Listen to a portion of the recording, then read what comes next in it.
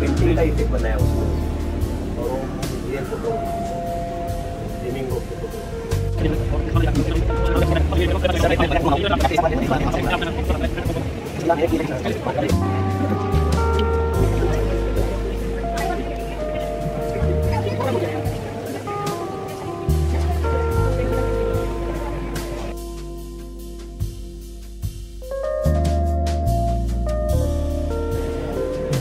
नमस्कार मित्रांनो, आम्ही थोया आर्ट गॅलरी गोरेगाव इथे आलेलो आहे आणि इथे मधुबनी एक पेंटिंगचा प्रकार असतो की ह्या मधुबनी पेंटिंग अतिशय बारीक आणि अतिशय किचकटीने केलेले असतात। तर या थोया आर्टमध्ये दी हॅट ऑफ द आर्ट या एक्झिबिशनमध्ये दिल्लीच्या मॅडम आलेले आहे। त्या पल्लवी पुरी म्हणून मॅडम आहे। त्यांनी कलेचं कुठेही कोणतं शिक्षण घेतलेलं नाही आहे, कोणत्याही कॉलेजला गेलेले नाही आहे। त्यांनी स्वतःच्या बुद्धीने स्वतःच्या मेहनतीने ही मधुबनी पेंटिंग केलेली आहे। मी मॅडमना विनंती करतो की आपण यावे आणि या मधुबनी पेंटिंगविषयी आपण आमच्या कलेच्या विद्यार्थ्यांना काहीतरी माहिती द्यावी। Madam please. नमस्कार, नोएडा से हूँ और मैं मधुबनी पेंटिंग करती हूँ। मैंने अपने गुरुजी से सीखा है, जो बिहार में रहते हैं, वो एक स्टेट अवार्डी है।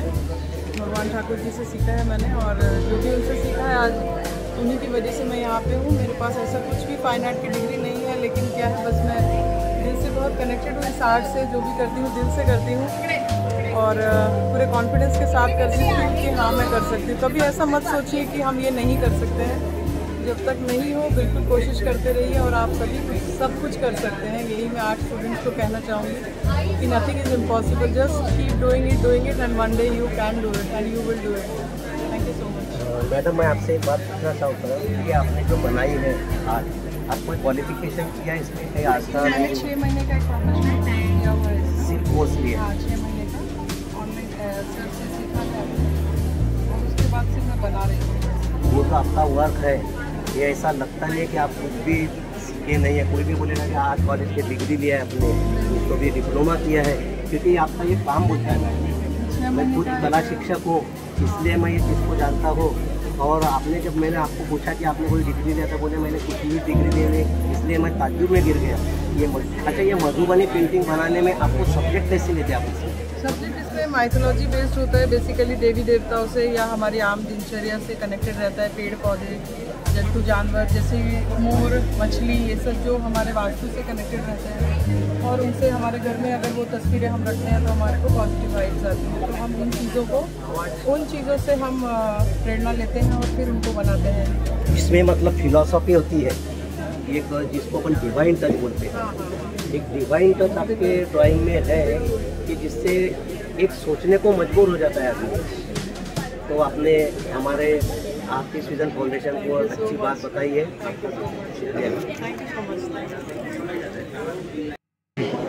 हेलो आर्टिस्ट फ्रेंड, अब हम आए हैं गोरेगांव में, नेक्सो सिटी में, जहाँ पे इंडिया का लार्जेस्ट एग्जीबिशन चालू है। Madhubani painting, creative photography, creative art, abstract art, कई प्रकार की फोटोग्राफी, कई प्रकार के पूरा मेला लगा है गोरेगांव में, आर्ट का मेला, हार्ट ऑफ आर्ट। तो इसमें आए हैं, कतार से आए हैं पूजा गौन करके। मैं पूजा मैडम को इनवाइट करता हूँ, आप आइए मैडम। ये पूजा मैडम है, इन्होंने मधुबनी शैली के ऊपर बहुत अपना जो डिवाइन टच है वो उसमें कई प्रकार की अच्छी जो पुराने लोगों ने बनाई है मधुबनी, उसकी जानकारी और उसकी मेहनत और उसमें देखने को मिलती है। पूजा गौन आपको इसके बारे में और डिटेल बात करेंगे। मैडम जी नमस्ते, मैं कतार से आई हूँ और मेरी कोशिश हमेशा ये रही है कि जो इंडियन फोक आर्ट्स हैं उसकी जानकारी दुनिया में बाकी सब लोगों को मिले, क्योंकि हम लोग कल्चरली इतने रिच हैं। तो मुझे बहुत अच्छा लगता है कि मैं फोक आर्ट्स का थोड़ा फ्यूजन करके हमारी यंगर जनरेशन के लिए कुछ नया बनाऊं, ताकि उनको भी हमारी फोक आर्ट्स में इंटरेस्ट आए और वर्ल्ड वाइड भी मैं चाहती हूँ कि इंडियन फोक आर्ट्स फेमस हों। तो मैं ओरिजिनल मधुबनी नहीं बनाती, मैं कुछ फोक आर्ट्स को फ्यूज़ करती हूँ साथ में, जैसे मधुबनी हो गई, कलमकारी हो गई, फाद आर्ट हो गई हमारे राजस्थान की, वारली हो गई, मंडला को भी मैं काफ़ी इंकॉर्पोरेट करती हूँ बैकग्राउंड्स वगैरह बनाने के लिए। और मेरा पर्पस हमेशा ये रहा है कि हम पेंटिंग्स के थ्रू एक कहानी बताएं, सिर्फ एक फेस को या सिर्फ एक चित्र नहीं बनाएं, एक कहानी बताएं। तो रियलिज्म नहीं है इन पेंटिंग्स में, इन पेंटिंग्स में स्टोरी टेलिंग है, ये एक स्टोरी दर्शाती है। पूजा जी मैं आपको एक क्वेश्चन करना चाहता हूँ, इसमें जो कलर यूज़ किए हैं वो जो प्राइमरी कलर अपन बोलते हैं उसमें red, yellow, blue, these are the primary colour, because this colour cannot be made by other colour.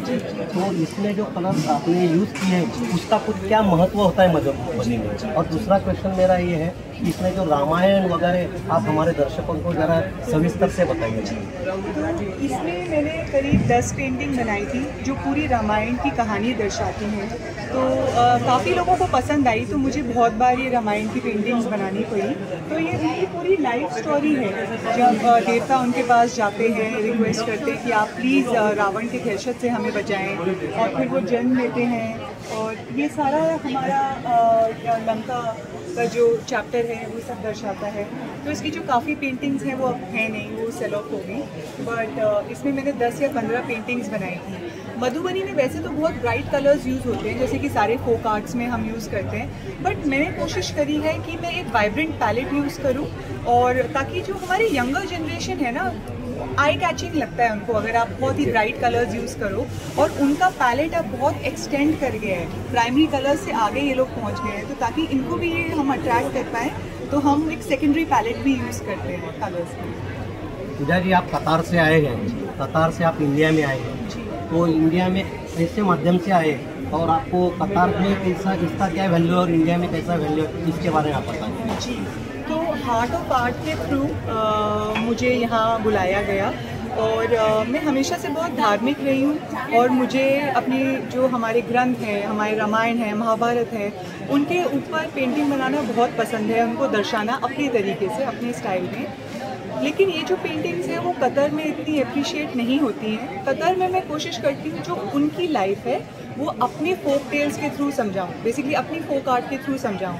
तो जैसे वहाँ के जो मार्केट्स होते हैं उनको हम सूक कहते हैं, तो सूक्स को मधुबनी स्टाइल में मैंने बनाया है, तो वहाँ बहुत पसंद करते हैं। अब लोग जानने लग गए हैं कि मधुबनी पेंटिंग क्या होती है, कहाँ से आई है। ऐसे ही भील पेंटिंग वहाँ लोग बहुत पसंद करने लगे हैं, तो हमको काफ़ी उसके ऑर्डर्स भी आए भील पेंटिंग के। भील हमारे जो सेंट्रल इंडिया है वहाँ का एक फोक आर्ट है, तो उनके जो कैमल्स हैं उनको मैं भील के फॉर्म में उनको प्रेजेंट करती हूँ। तो ये एक हो गया कि हमारी आर्ट की भी जानकारी हो गई, और उनको आर्ट का भी वहाँ पे सीन हो गया। पूजा जी आपको मैं एक स्पेशल कॉन्ग्रेचुलेसन देना चाहता हूँ।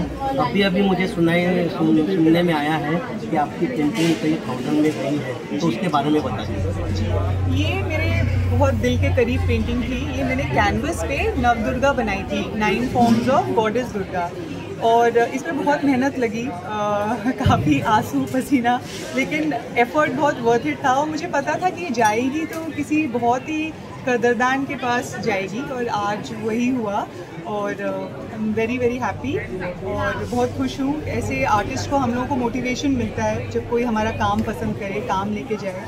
पैसे की बात नहीं होती, बात ये होती है कि आपकी जो मेहनत गई है वो 3 हफ्ते की, वो किसी ने उसकी कदर की।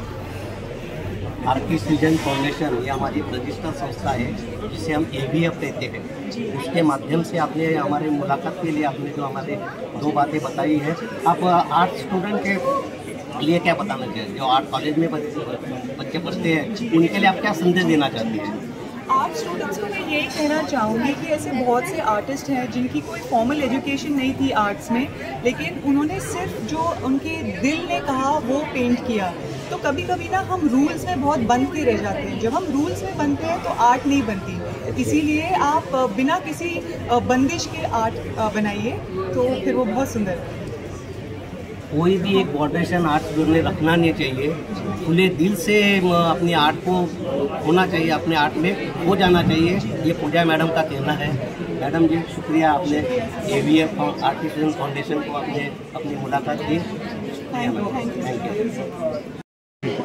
हेलो आर्टिस्ट फ्रेंड, अब हम आए हैं गोरेगांव में नेक्सो सिटी में, जहाँ पे इंडिया का लार्जेस्ट एग्जीबिशन चालू है।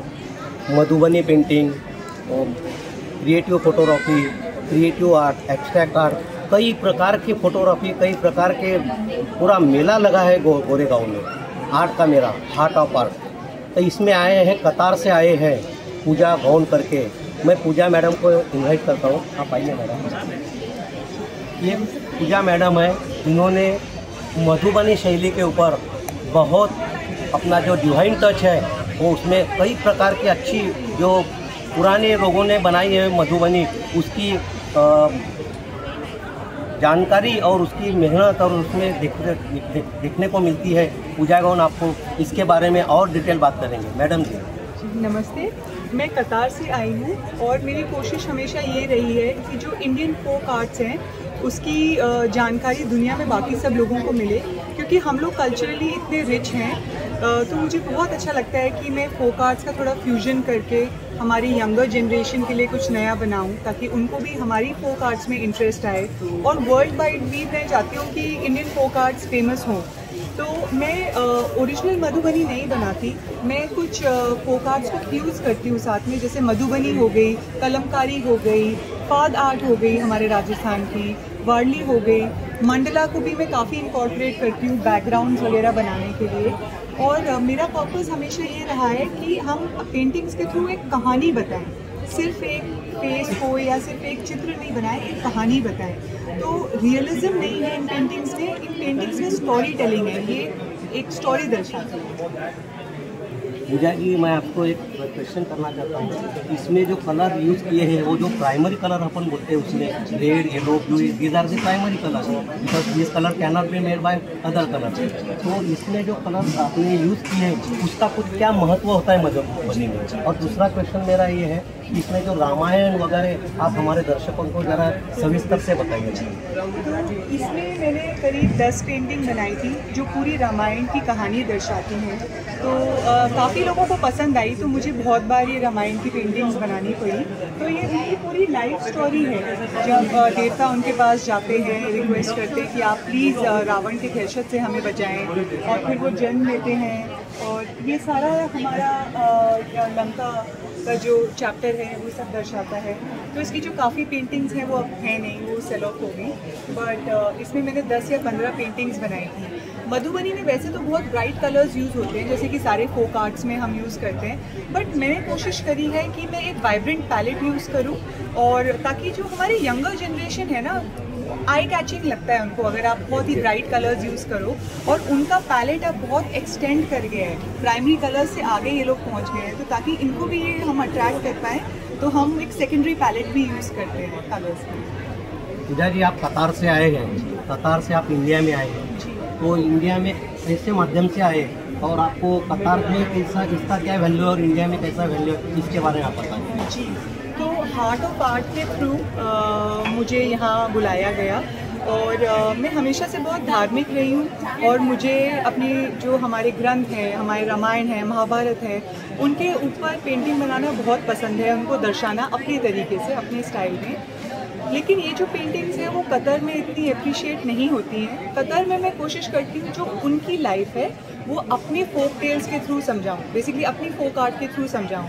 तो जैसे वहाँ के जो मार्केट्स होते हैं उनको हम सूक कहते हैं, तो सूक्स को मधुबनी स्टाइल में मैंने बनाया है, तो वहाँ बहुत पसंद करते हैं। अब लोग जानने लग गए हैं कि मधुबनी पेंटिंग क्या होती है, कहाँ से आई है। ऐसे ही भील पेंटिंग वहाँ लोग बहुत पसंद करने लगे हैं, तो हमको काफ़ी उसके ऑर्डर्स भी आए भील पेंटिंग के। भील हमारे जो सेंट्रल इंडिया है वहाँ का एक फोक आर्ट है, तो उनके जो कैमल्स हैं उनको मैं भील के फॉर्म में उनको प्रेजेंट करती हूँ। तो ये एक हो गया कि हमारी आर्ट की भी जानकारी हो गई और उनको आर्ट का भी वहाँ पे सीन हो गया।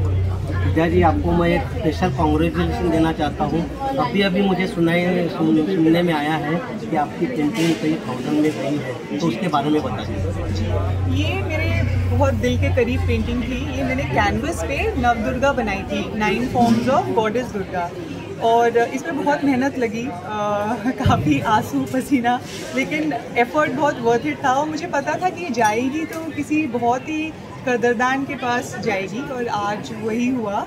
और I am very very happy और बहुत खुश हूँ। ऐसे आर्टिस्ट को हम लोगों को मोटिवेशन मिलता है जब कोई हमारा काम पसंद करे, काम लेके जाए। पैसे की बात नहीं होती, बात ये होती है कि आपकी जो मेहनत गई है वो 3 हफ्ते की, वो किसी ने उसकी कदर की। आर्टिस्ट विजन फाउंडेशन ये हमारी रजिस्टर्ड संस्था है जिसे हम ABF कहते हैं। उसके माध्यम से आपने हमारे मुलाकात के लिए आपने जो हमारे 2 बातें बताई हैं, आप आर्ट स्टूडेंट के लिए क्या बताना चाहिए? जो आर्ट कॉलेज में बच्चे पढ़ते हैं उनके लिए आप क्या संदेश देना चाहते हैं? आर्ट स्टूडेंट्स को मैं यही कहना चाहूँगी कि ऐसे बहुत से आर्टिस्ट हैं जिनकी कोई फॉर्मल एजुकेशन नहीं थी आर्ट्स में, लेकिन उन्होंने सिर्फ जो उनके दिल ने कहा वो पेंट किया। तो कभी कभी ना हम रूल्स में बहुत बंध के रह जाते हैं। जब हम रूल्स में बनते हैं तो आर्ट नहीं बनती। इसीलिए आप बिना किसी बंदिश के आर्ट बनाइए, तो फिर वो बहुत सुंदर है। कोई भी एक बॉर्डरेशन आर्ट ने रखना नहीं चाहिए, खुले दिल से अपनी आर्ट को होना चाहिए, अपने आर्ट में हो जाना चाहिए। ये पूजा मैडम का कहना है। मैडम जी शुक्रिया, आपने ABF आर्टिस्ट विजन फाउंडेशन को आपने अपनी मुलाकात दी। Thank you.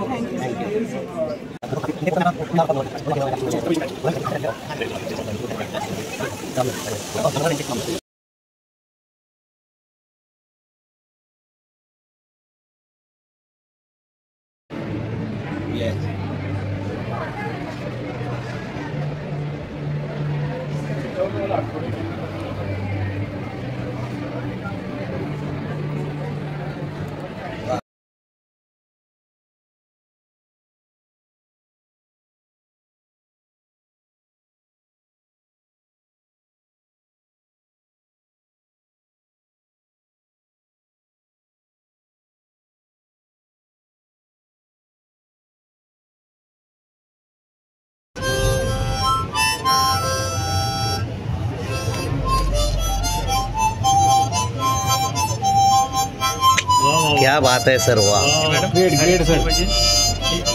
10 मिनट आगे तो 6:30 वाजता करणार। हाँ ठीक हमारे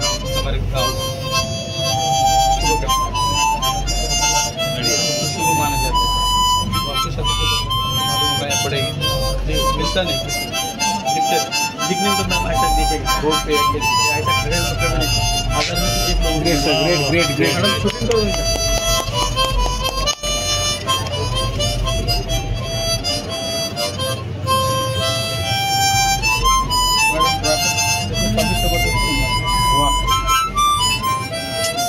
बढ़िया, ग्रेट सर।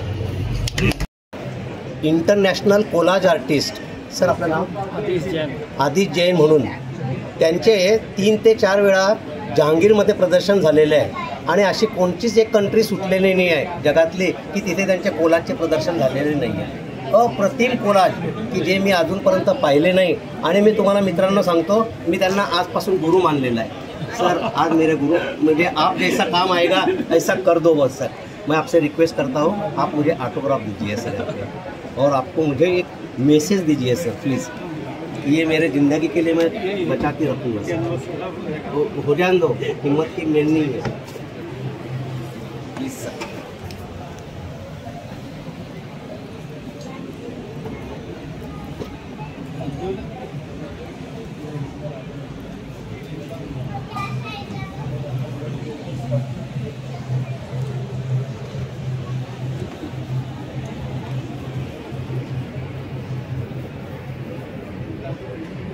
क्या नाम आपका? राजेंद्र जावले।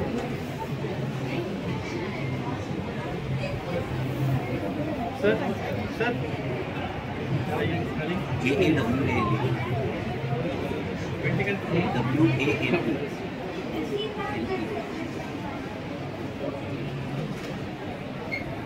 जलगांव में बहुत गया मैं जलगांव भुसावल टावर ब्रैकेट में भुसावल कर दो सर सर। नेटिव प्लेस में by Bhusawal edit by oh yes मेरा नाम लिखना पड़ेगा आपको बिल्कुल बिल्कुल सुवर्ण अक्षर में बिल्कुल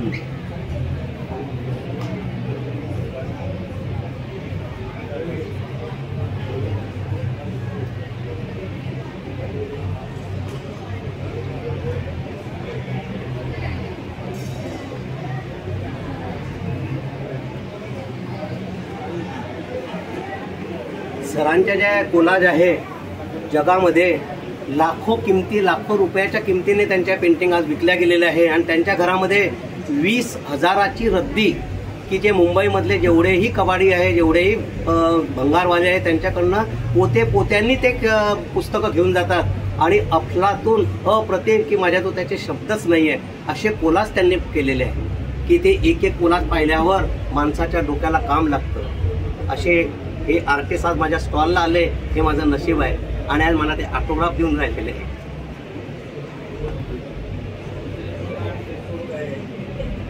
सर ही प्रिंटिंग मी आयुष्यभर सांभाळून ठेवेल सर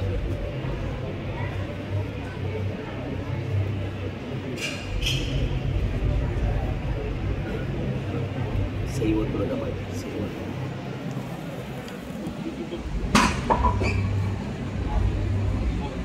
असेल तर माहिती करते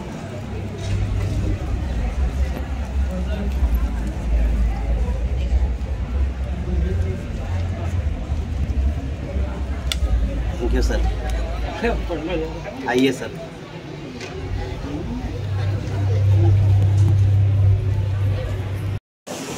आणि ही विष्णू शकालची फोटोग्राफी केली हा भिगवणला काढलेला फोटो सर या लेनिंगो येतात ना तिथे मुंबईमध्ये तिथे काढलेले फोटो ये कार में बैठे थे बहुत बारिश थी तो भागने से मेरे को पानी के वो सामने का एक लाइट मिला तो मैं फोटोग्राफी में क्लिक करके एब्स्ट्रैक्ट फोटोग्राफी किंवा एब्स्ट्रैक्ट पेंटिंग तरी फोटोग्राफी बोलू शकतो थँक्यू सर थँक्यू सर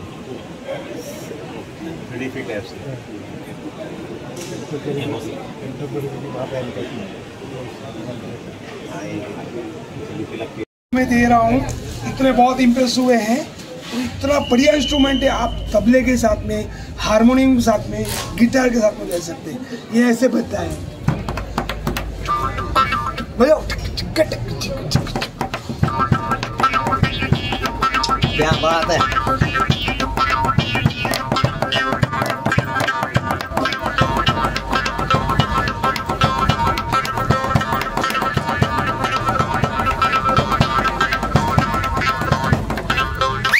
क्या बात है सर जिंदगी भर मेरा याददाश्त रहेगी सर ये चीज और आप मेरे लिए रहेगा इसका यूट्यूब बताना बस